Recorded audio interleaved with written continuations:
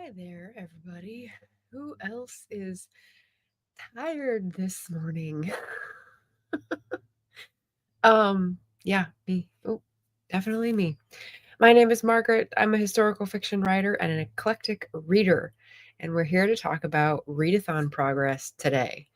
I have a lot of Readathon things going on, and March was a very slow month because most of my time and focus was spent, my mental spoons were spent on drafting. I had 2 to 3 sessions each day. So it feels like I read nothing when in fact I read 8 books, which is about 30% less than usual. So we're going to talk about progress in March for the Irish and Celtophile readathons. And then we're going to talk about this month's readathons, which are PeopleApril and IndieApril. Those are the two that I'm going to promote and say, maybe take a look at these because they're really fun. And then I'm going to dip into how am I doing on HRCYED and Climathon. So I had one thing to look up, which was the Irish Readathon things. It's been quite the week. I just had to go down and ask someone to turn down their music in their car where they were sitting parked below my window blasting it. So I meant to get the Irish Readathon prompts so that I could make sure I could report back to you on which ones I did. But that time was spent talking to someone in their car instead. So this person doesn't have the prompts. Books I'm not reading. There we go. Finally in again.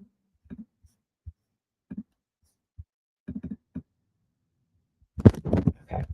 Now, surprisingly, I actually did what I thought of the prompts because they definitely overlapped, which is in my favor.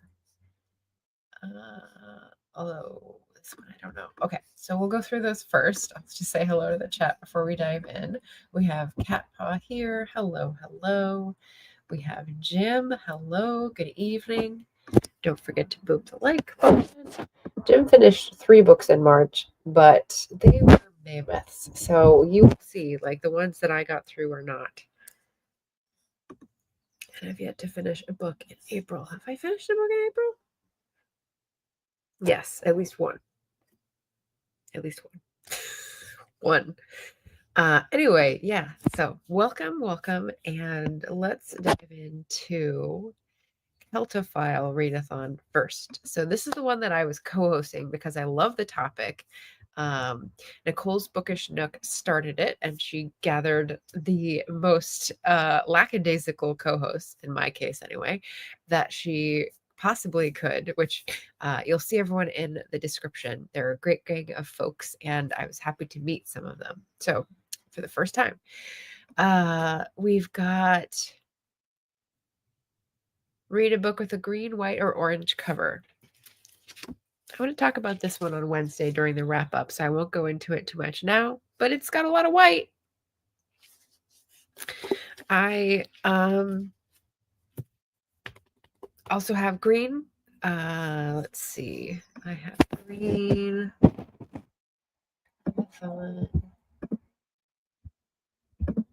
Oh no, it is this one. Okay. Sorry. Too many tabs open. Too many tabs open. So the books I read in March is what I have open here. And so this was a random, Sophie Kinsella. That was just a pleasure read. This is finishing up Black Author Tuber Readathon. Definitely green. This is William Morris design book for research, and that has some green and some orange on it. This is for the readathons. It has some green and white, no orange. This is going to play a part in the readathons. This has like every color on it, so you can't miss. And then this one has white. So we get there in the end. Second prompt was a book by Morgan Llewellyn, which I did not get to, but the rest of them I did. Prompt 3, read a book written by a native-born Celtic writer, and that would be this guy.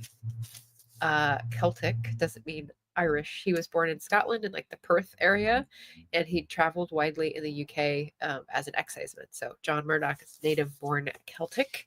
Very proud of it. Prompt number 4, read a fiction or nonfiction book about Ireland. Nonfiction, and Sirens is fiction, and Migrations is nonfiction. So I've got 2 non, 1 fiction. Prompt number 5, read a Celtic fantasy novel.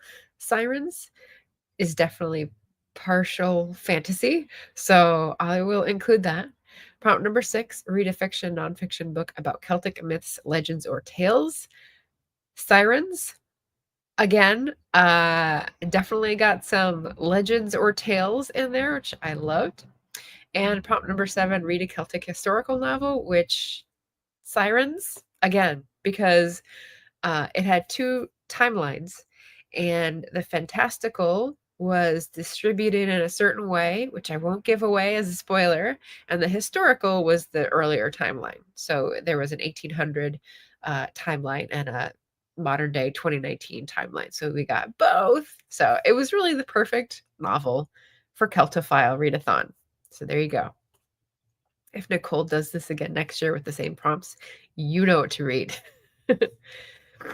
Then we've got the Irish Readathon, which had some crossover. The first prompt there is green on the cover, so I already covered the colors. Second prompt is an Irish book with mythology or folklore. And so Sirens is actually written by an Australian author, and narrated by, I think, an American narrator. So I missed that one. Irish book written by POC LGBTQ author. Nope. I didn't read any Irish books. The only one I read was the Rebecca Solnit book, and I'm considering it that because she's an American activist, but she's an Irish citizen. So I don't think she's in the queer community, even though she's a queer ally and activist. But yeah, so I think I missed that one too. Read an Irish book that won an award. I don't really look at awards, so I'm going to ignore that prompt. And then the final prompt, read an Irish book that fulfills one of the past favorite prompts. And I did some work, like a month ago, looking at all the past prompts. But I don't think, didn't intentionally engage with that one either. So I got 1, maybe the award one. I got 1 out of 5 for the Irish Readathon. So totally failed, but had fun with the reread of Rebecca Solnit. I think she's amazing, and it made me feel good to read about it. And it was good research too, actually. There's a lot of interesting tidbits in there. And then I got 6 out of 7 for Celtophile Readathon, which I was the co-host of. So I would have higher expectations for myself. But doing the research reads for that one also helped. So yeah, so the 8 books, like I said, we've got my nonfiction research book, which I'll talk about on Wednesday.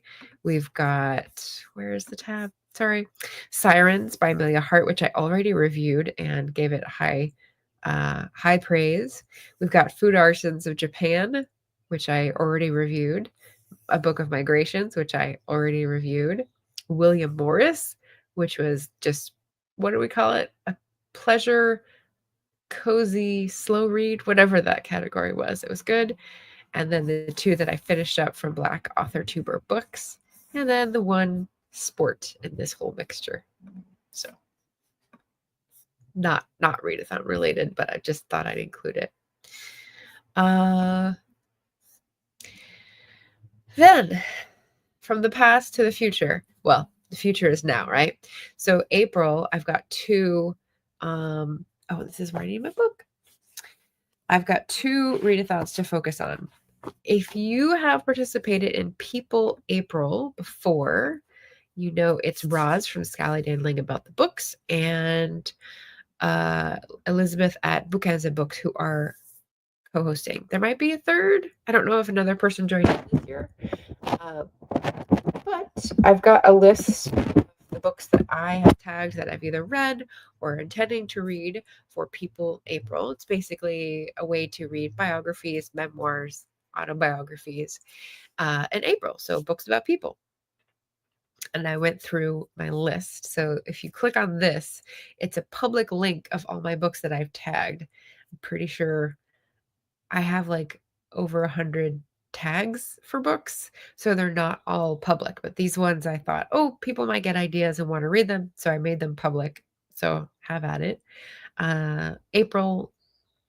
PeopleApril recommendations in my red list include For the People's Cause, which I just finished. Oh, I can share this one. I actually brought these up. Didn't I? Storygraph. Too many. Oh man. Too many tabs. Okay, well, we're gonna find PeopleApril. No, we're not. We're gonna be on the wrong page. Sorry, everyone. I said at the top, I am very tired. It is true. Yesterday was a big protest day, and I actually went to physically join people, and it was great, but it was very tiring for 3 hours in the sun. And then I came back and had to figure out how to fix a sewage leak. So that was really fun. All right. So now I can look at PeopleApril along with you. Add PeopleApril. So I've got the link in the chat, or you could just watch along with me. So some of these are older, and I just tagged them, so they're at the top. I've already talked about them. It's been like 2, 3, 4 years. But hopefully we'll get to the newer ones further down. Fox and I is a good one.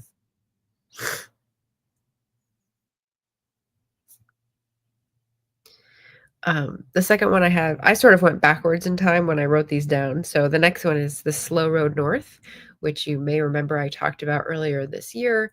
It's by a woman who had undergone a lot of grief in a short amount of time and was sort of trying to figure out her life. She goes to this random remote village, stays at a national historical landmark in Northern Ireland, and just sort of like finds a new community. And I thought that was really nice. And apparently these aren't organized. Okay, well, it's not on the screen. Sorry. The next one is Not My Watch by Alexandra Morton. This was like my first read of the year. This is the one about the whale scientist on the coast of British Columbia who then got into salmon because her whales eat the salmon and the salmon were decimated and still in danger. So if you're curious and really like salmon or really like whales, she's very relatable, very humble, very here's what I wish I had done differently. This is how long it took me to learn this. She's just very good at talking about her life. So great book. And I listened to it. I've got American Bulk, also not in here. I'm not sure how this happened because I went through and painstakingly labeled them PeopleApril, even though it took like 3 minutes for each label because it was so slow with updating. But now they're not appearing. So sorry, I tried to prep for this yesterday and it's not working. American Bulk is a collection of essays, and it's about consumerism in America, and it's one young writer's. I think she's still like not yet 30, but she's writing about her family experiences with getting into debt and like compulsively shopping, and how she processed that within her family, but then also bigger trends of America and like very specific. If you're a millennial, you'll know, or if you're a Gen Z, or you'll know these kinds of things. And she's very humorous and like understanding of people's foibles. So I thought it was a great discussion in her book of essays, American Bulk. Then I have Nowhere Exactly, which I'm pretty sure is on here. Why would that not be on this list? All right, I'm gonna give up on this. Nowhere Exactly is by a Canadian author. So it's someone whose family immigrated. He actually immigrated from Kenya, but his family immigrated from a province in India. So he's talking about his different identities based on growing up and based on cultural traditions, and then based on where he decided to settle and what he's dealing with now. So I just was really hit by that book last year. He brought up so many great philosophical questions about identity and home and like getting along across cultures that it was really interesting. Unfortunately, the book is really expensive in some places, and I was able to get a copy on Libro as an advance copy. So I don't know what to tell people other than request it at your library if you still have the privilege of your taxpayer dollars going to a library. Yeah, so Nowhere Exactly. Then I have another Canadian author who wrote Permanent Astonishment. This is an Indigenous Canadian who was writing about growing up in the far north of, I'm going to get it wrong, not Saskatchewan, Manitoba. So the First Nations that live in northern Manitoba, and it sort of crosses over some of the provincial borders. Up until the 40s and 50s, had a very traditional way of life, but there was still a legacy of colonialism, settler culture, and definitely trying to eradicate culture.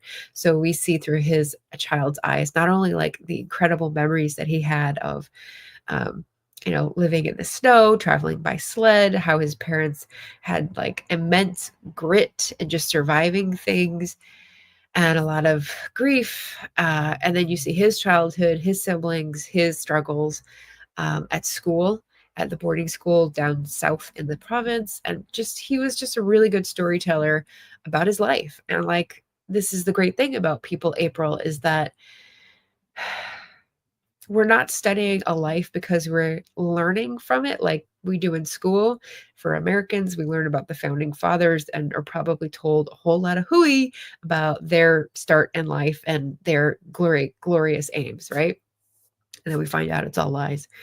When we read about people talking about their own lives, it's not, for me at least, for instruction, it's for connection and relatability, but you end up learning about other places and times and experiences, and I think that's instructive, dare I say it. So this is why I really love this readathon and have a bunch of recommendations.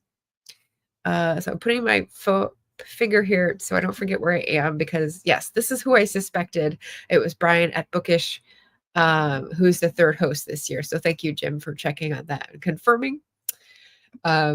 Cat Boss says, Nowhere Exactly is high on my to-read list. Yes, and I know it's like impossible to get in some places, so I feel very lucky.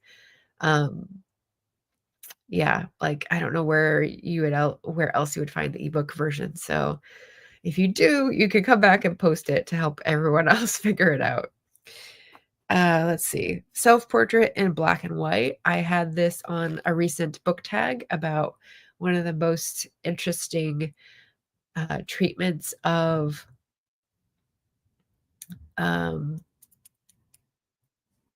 autobiographical. I think it was the question in the tag.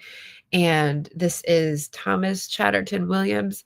I think he lives in France with a French white wife, and they have a kid or two. So they're biracial. He's biracial. He really sort of takes apart, what do we mean when we say biracial, when we say mixed race? What do we feel when we put that down on a federal form? What do we assume when someone says that about themselves? And he's really getting personal with all these decisions he's made. So just like a lot of new experiences, again, that were instructive and just very well told. Sometimes when people are excavating identity issues, it can get very at least in my head, when I'm trying to do it, it can get very all over the place because I think about one thing and then it connects to another and then I don't come back. So what you need to find if you're to enjoy the book, I feel, is someone who has had all those thoughts, gone all over the place, and then gone back and structured it so that it's easy to absorb. And these books are good examples of that for me, at least. Here is the one that we saw on the list, which is Voracious. Nicoletta, Cara Nicoletti. There we go. It's close. And this is actually a food lit book. So she was a chef. I don't know if she still is. I think I looked it up and she's gone on to something different, like making things. But this is her book about recipes that sort of remind her of different places and times, either when she learned them or when they came from her family, or talk about her time in chef school, culinary school, or in restaurants dealing with people. And they're all just sort of charming stories that are just like you would hear over a dinner party, for example. So on the lighter end of the PeopleApril recommendations is Voracious. Yeah, that was a good one.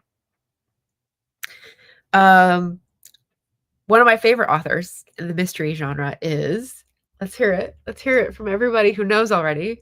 Well, that's the character's name. I was gonna say Maisie Dobbs. Jacqueline, I want to say Winston now because I've been reading other people's recommendations. Winspear. So she wrote the Maisie Dobbs series, and she wrote a memoir a few years ago called This Time Next Year We'll Be Laughing. And I abbreviate that with all the letters because it's too long. But it's her memoir about growing up in a sort of removed childhood. So they were a family that didn't have much means, and they were raising her, I think in the early 60s, and had a life that really reflected 30 years earlier in terms of technology and conveniences. So she's relating how she really feels like she almost had an Edwardian childhood because they didn't have a bathroom in the house or a toilet in the house. And, they would migrate to pick the hops, and, they had all these sorts of things that you would think were from a different era in history. But because they were behind the times, that was their work and that was what they chose to do with their time. And so she has that, and then she has really difficult relationships with her mother and some of the other people in her life, and she's thinking about their traumas from World War II and how that's feeding in. So she's done a lot of work, as I say, excavating, but instead of being more philosophical about it, Jacqueline Winspear's style is more about like, here's what I did this day, and this is the story, almost as if it's just happened. And not a lot of reflection in the story, but more like developing a case. It was very interesting and very enjoyable. So I really like that and would recommend. Wandering in Strange Lands. Okay, so this is a great one for structure. This is on here too. Maybe. There we go. Morgan Jerkins. There we go. I couldn't think of the name. Too many names in my head. Morgan Jerkins is a writer and activist now. She's, I think, about my age, maybe a few years younger. And Wandering in Strange Lands is her second memoir. The first one was more about, I think, grief and trauma struggle. And this one was more about her past identity, family, and sort of going back to roots. And so what we see is her go to, I think, 4 different places in America where there's a very distinctive Black culture, and thinking about where it came from, who mixed, what cultural traditions they have that you don't want to lose, who she relates to, and also indigenous tribes, because at one point she's investigating in Oklahoma, I think, and comes across like a possibility in her own family tree. And she's several times finds these links of people who knew someone who's related to her that are pretty cool to just discover and put in a book. So it was very exciting to read, as well as moving to see someone processing, okay, this is what I am and what I've brought to the table, and this is how I got those resources, that energy, and now I can sort of see how I fit. Like, it was just really, I was very excited for her reading through it, and I got to learn about different regional history in the US, which is pretty cool, because it's smaller communities. It's not like, oh, Boston is this and Chicago is that. And we all know about New York City. It was smaller places, mostly in the South. So it was pretty cool.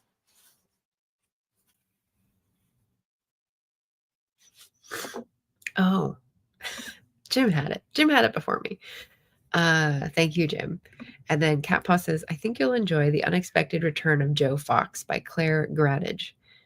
A delightful snark by a modern main character set in the 40s. I probably would. Okay, so I'm going to star that and look it up later. Thank you.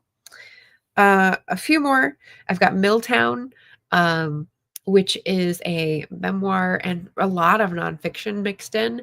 It's by someone who grew up in Maine, sort of became a writer and went around the world and then came back. And I remember, this is a few years now, but I remember that she brings in her family tree. So we're talking about her family and her family's experiences, especially with cancer, but then also the history of the town and the town's fight to preserve its mill jobs, but also hold the people responsible who are dumping chemicals and making the town a legacy of cancer, giving the town, I suppose. So we talk about lots of different communities that mixed in that area, and you think Maine's like white central, right? But like, she goes through different histories and clashes and fights and the modern day dilemmas as well. So that was really great, especially if you like a Aaron Brockovich type of fight. This was not about a fight. It was about raising the questions and saying that it was an important issue to address, and also digging into how we got to be there and how people were so desperate. So yeah, I really appreciated Milltown. Then we've got A Mind Spread Out on the Ground by Alicia Elliott, which I did have on that list, and I want to read her novel, but I haven't read it yet. So I've just read her memoir, and it's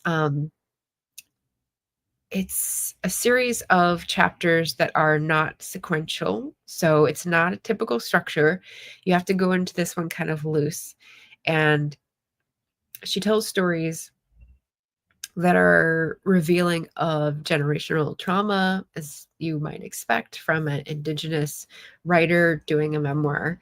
But also, she's representing a neurodivergent approach. So she's discovering that in herself through these stories that she's telling. And I think it was a nice way to do it. I don't remember exactly, because again, this is probably about 4 years ago. I just remember after a couple other Indigenous memoirs that I just really didn't connect to and couldn't sort of grasp the emotional weight of it, this one really hit me. So I connected with it. So that's how I am remembering it and recommending it. Oh, Greenwich is a professor at Cambridge, and I suspect Joe Fox is modeled on her mother, but that's my theory. Interesting. Yeah, mother-daughter relationships. They may be really good to mine for literature later. I like it. Oh, speaking of literature, I just got a book by Catpaw Rosales, which I didn't know they had anything in print. But when I looked through your link tree, which is quite extensive, there's some smash words up at the top. So I'm excited to read that later on down the line, after taxes, after the sewage leak is fixed, after her kid is done. Maybe I'll get back to reading, like mood reading again. Okay. And then last one I had was Unreconciled, which is another Canadian Indigenous literature. And this opened up a whole like industry I hadn't thought of. So it was like radio and recording. So Catpaw might be interested in this one as well. It's a guy who grew up in a city in a pretty I won't say affluent or well off, but like middle class neighborhood. and still experience a different kind of racism because it's a gift to everyone who's not white, right?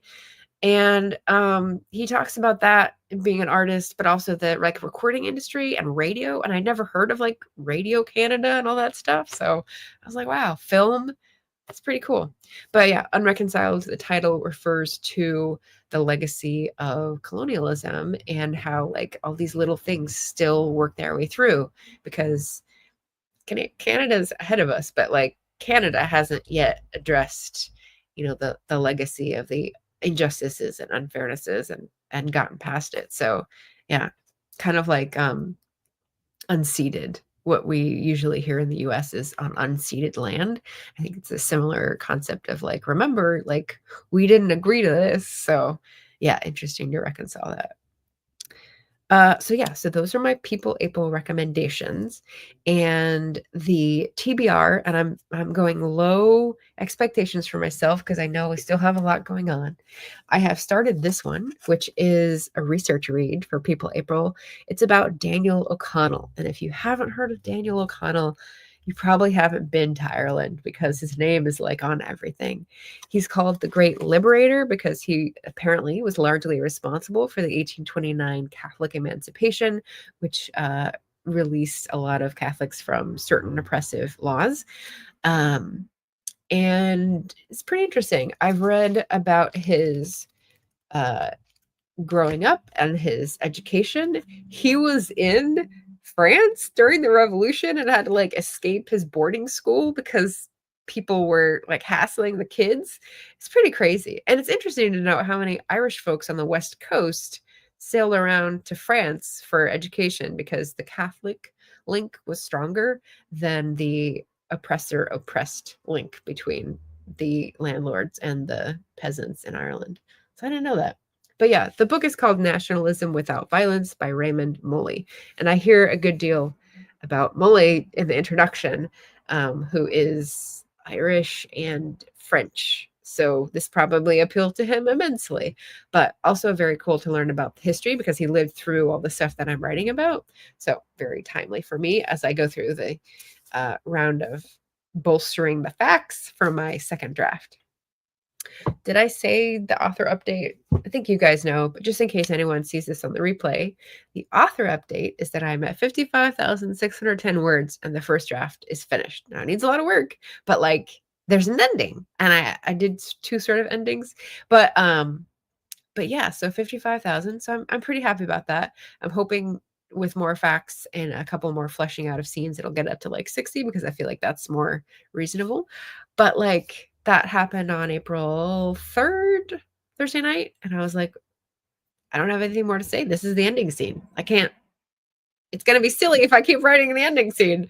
So I broke the news on Friday at the productivity stream, but just in case you only tune in on Sundays, that's the author update.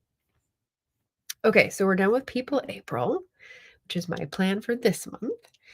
And then we're going to check in on the 2-year-long challenges that I've agreed to try to do. So that would be HRCYED, which ends in July, and Climathon, which goes all year. It's calendar year, but I'm technically finished with Climathon, but there's still loads of books, and I have not read a single one for Climathon in March.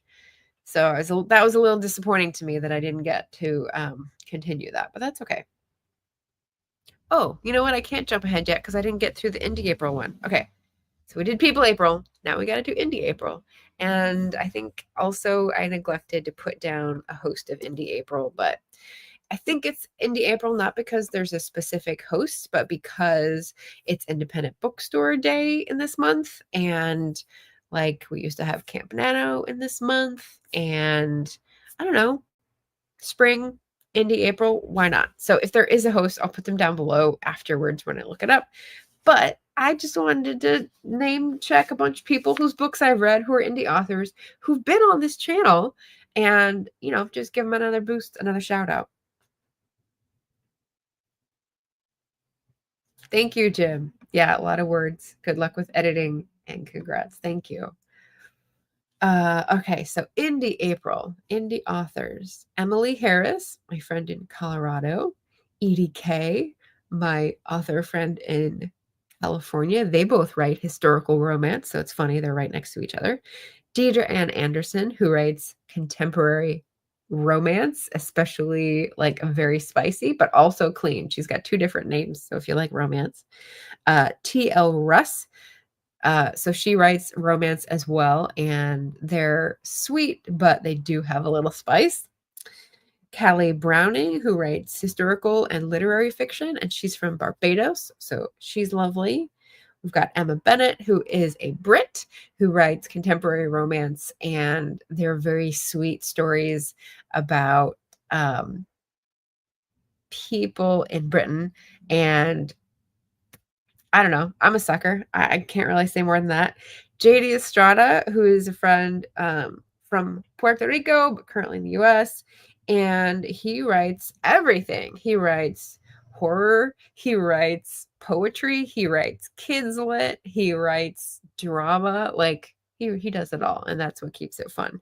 He just finished March of the Writers, which I sort of participated in over on Blue Sky with my word counts and answers. And he did a whole blog post with like all these prompts. So if you're a writer and you want to make something of that in a different month, I would say hashtag MOTW 2025. Just do a rerun or a replay. It should be fine. We've got Christy Stratos, who is historical fiction as well as historical horror, I would say. And she's wonderful. She's also a great editor. We got CM Lockhart. So Chelsea's been on the channel, and she writes fantasy, Black fantasy, and I just read her first book last month, which is great.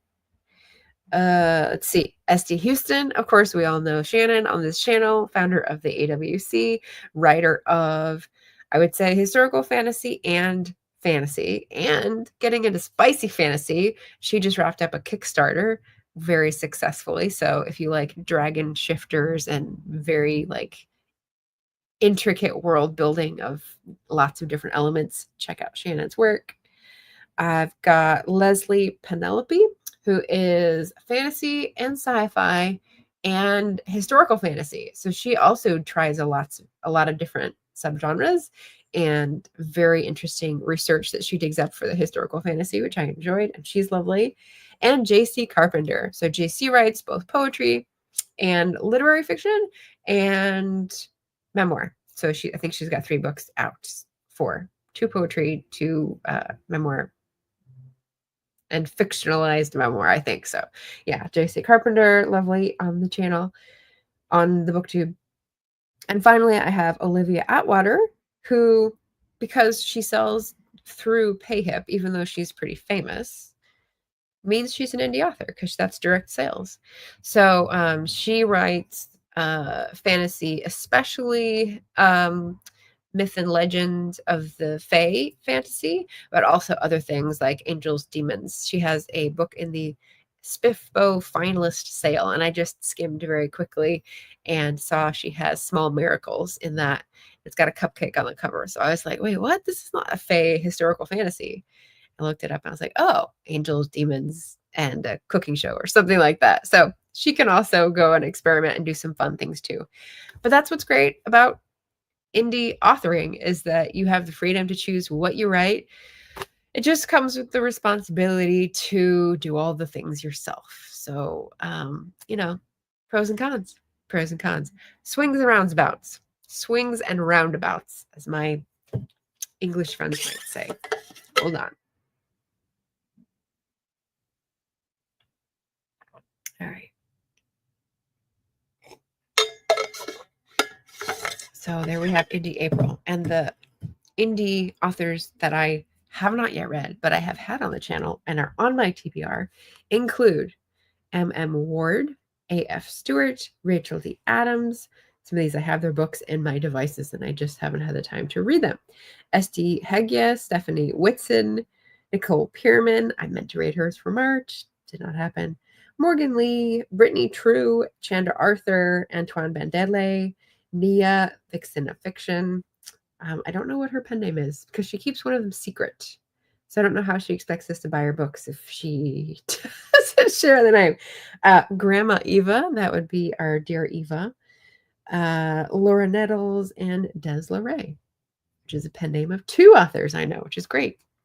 So there's lots of indie authored books out there.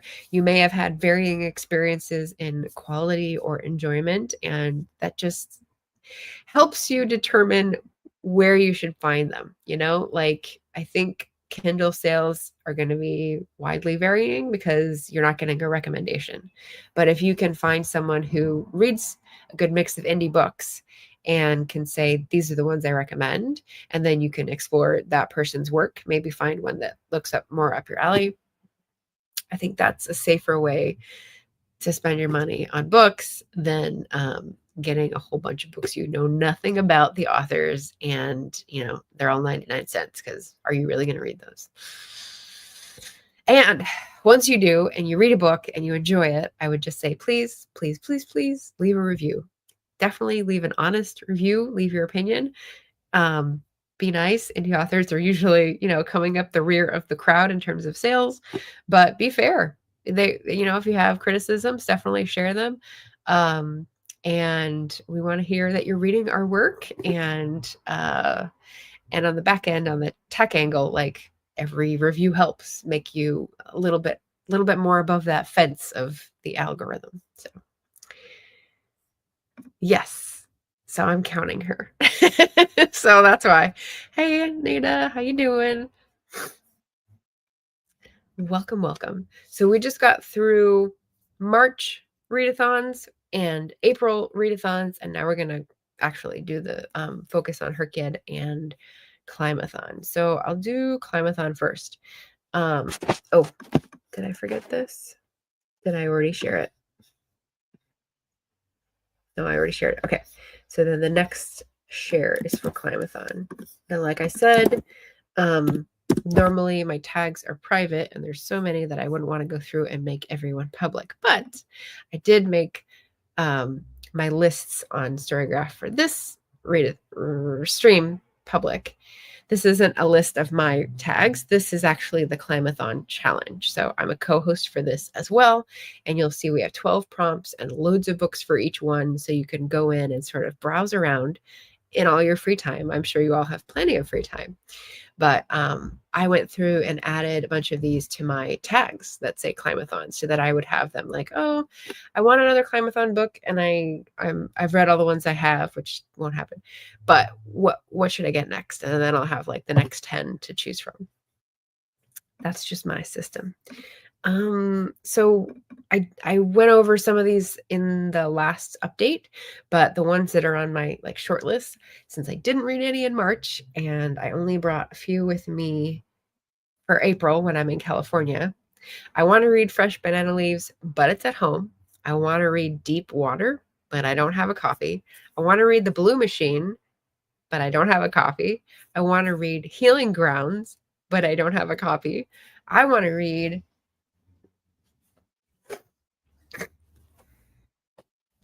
Sustaining Spirit, Self-Care for Social Justice by Naomi Ortiz. So this is a library book I took with me, and I haven't started it yet because it's a very heavy topic. And so I think you have to be ready to engage when you open it. And it's a bit of a different structure. So I had to look through it, and I was like, oh, okay, I'm going to have to get my mind around it. So it's just an added layer. But I do want to read this one. And the other one by the same author is Rituals for Climate Change. This is going to help prepare me for my May Climathon guest speech with Victoria, A Crip Struggle for Eco-Justice. So again, this is going to be a bit different of a structure, but like Elaine says when she goes through her pagan books and stuff about environment stuff, there are more, what's the quote? There's more things in this world than I know about, or anyway. I think it'd be cool to just sort of absorb it, be exposed to it, let it be instructive. So those two I do have from the library for Climathon. The Future is Degrowth, which I don't have a copy of, and A Bigger Picture, which is back in Portland. So, I think 2 small books is manageable. They're heavier books, but hopefully I can get to them before I head back. So my Climathon challenge, again, technically finished, but I'm not sure how, because I read most of the books that are in those prompts last year. I was putting them in for recommendations for others. So I don't know. Storygraph should know when you read them and not count them. Maybe I'll have to do like an extra forensic analysis to make sure it's fair. but yeah, so Climathon stream in April will be later, and there's no guest as of now. And then in May, I will be setting a date with Victoria from Victoria Talks Books. I think this is the title. And we'll be talking about disability and climate change. So tune in for that in May. Let's see. Is Herkia the only one left? Is Herkia the only one staring me in the face? Okay. So we've got HRCYED, which ends on July 9th. And, it's kind of intimidating because obviously it's called the hardest reading challenge you'll ever do. So it's meant to be intimidating. But Stephanie at QWordy has the spreadsheet that is a work of art that I could never have assembled in 4 lifetimes. So I'm in awe of that. But I only have a few holes left. And these are some of the books that I have in those holes, as this will fit the prompt and hopefully the most amount of crossover. So Cat Paw will enjoy knowing I have started this and I've had a good chunk into it. This is Dreaming the Eagle by Amanda Scott. This is a series that is 4 or more and complete. So I needed to finish this in March and I didn't get to it because it's too busy. But I'm pretty sure I can do 4 books in 3 months in the series. Maybe that's orgullosa. Maybe I'm just being way too prideful thinking about that. But it's good. It's just that with doing the taxes with my mom, we've been relaxing at night watching an episode of The Residents, which is really good on Netflix, and a couple short videos of her favorite architectural renovation of a chateau in France. So then one night I was like, can we just read instead of watching the TV? And so we just sat together and she read some magazines and I read a couple chapters of this. And it's really good. Something big happened. So I like it. It was a bit weird at the beginning, but now I'm like sort of into the groove and I'm seeing things a little differently. So really neat. It's a historical fantasy about Boudica, but we're pre-Boudica here. So I'm wondering where we're going to tie it in. It's fun. So that's for one prompt for the series.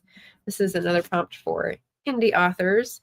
I got a book from the library by P.L. Stewart, who is an author tuber, A Drowned Kingdom. And it sounds really good. And a lot of people have said they loved it. So it's kind of big.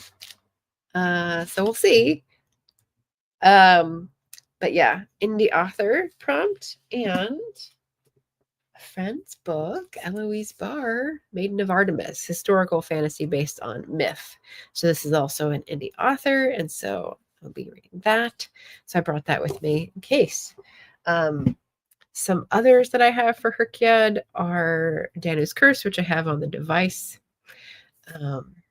and not a whole bunch, like a handful of others that are in the box that I brought down.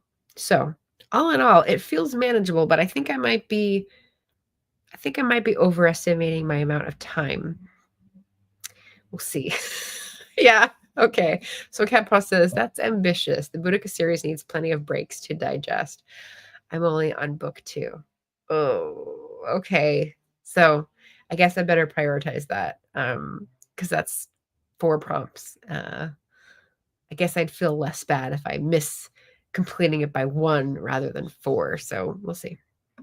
Hi, Jocelyn. Welcome and howdy.